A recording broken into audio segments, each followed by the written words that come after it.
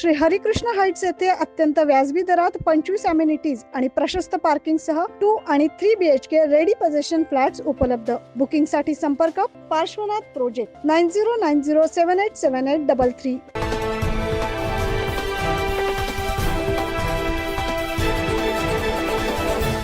9 news महाराष्ट्राच्या बातमीचा impact.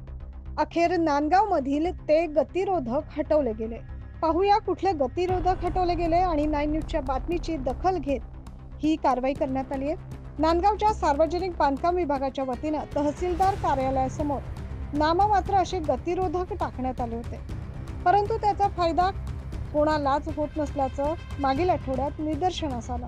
उलट या गतिरोधकामुळे गरोदर महिला, ज्येष्ठ नागरिक यांचे पाय घसरून त्यांचा अपघात झाल्याच्या घटना घडल्या होत्या.